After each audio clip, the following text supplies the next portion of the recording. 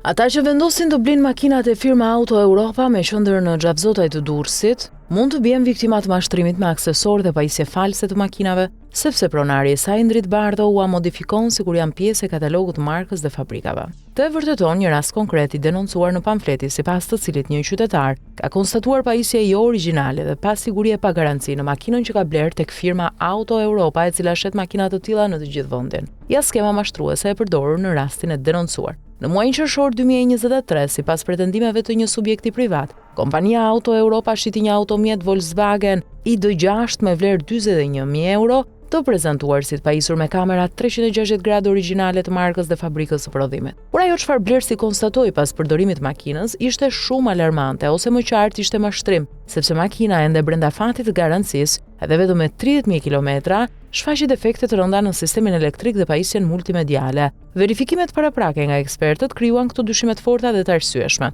Sistemi i kamerave të makinës ka shenja se nuk është prodhim dhe montim fabrike. Dyshohet se sistemi i kamerave është montuar në servis brenda mjediseve të kompanisë Auto Europa. Kjo ndërhyrje modifikuese mund të jetë shkaku i dëmtimit të sistemit elektrik të makinës. Ekspertët paralajmërojnë se ndërhyrje të tilla në sistemet e makinave cënojnë seriozisht funksionimin dhe sigurinë e automjetit, siç ka vepruar Auto Europa e Indrit Bardhos. Por skandali nuk përfundon me kaq. Sipas denoncimit, kompania refuzon çdo përgjegjësi, duke u fshehur pas një klauzole kontraktuale. Nëse nuk bën servis tek ne, humbet garancinë, që do thotë se, përveç se Indrit Bardho të mashtron duke të shitur makina me sisteme jo origjinale të modifikuara, të detyron që servisi të bëhet te kompania e tij që të mos t'i zbulohet mashtrimi nga serviset e tjera. Ndërkohë, makina e bler Volkswagen me vlerë 41.000 euro është ende brenda garancisë kohore 5 vjeçare edhe limitit 100.000 kilometra, mbasi ka bërë vetëm 30.000 kilometra dhe u shfaq defekti për shkak të modifikimit. Megjithse, shkaku është i qartë dhe i dukshëm dhe përgjegjësia është e pronarit të kompanisë Auto Europa Indrit Bardho, ai nuk i dorëzon Blersi dokumentet që të provojnë nëse kamerat e makinës janë apo jo origjinale të fabrikës.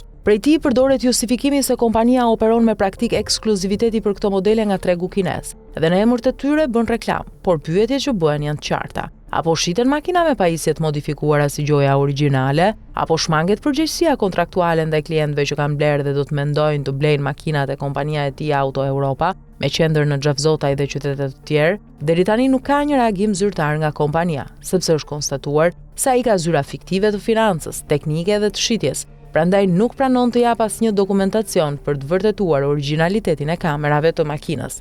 Pra një koncesionar fantazm me qendër në Xhavzotaj, i cili operon pa asnjë kusht garancie për blerësit e makinave, por i mashtron me reklamimin e makinave kineze, pjesët e cilave montohen në Shqipëri dhe shkaktojnë dëmtime kolosale në sistemin elektrik. Kësaj akrobacie i thon të blesh me 41.000 euro mashtrimin që bën kompania shitse Auto Europa, të shpërfillesh nga shitsi dhe të jetosh me ankthin e pasigurisë së makinës. Rasti është kapur dhe kemi informacione se e njëjta gjë ka ndodhur me blerës të tjerë makinash, histori denoncimesh që sapo ka filluar dhe do të vazhdojnë të publikohen nga ne.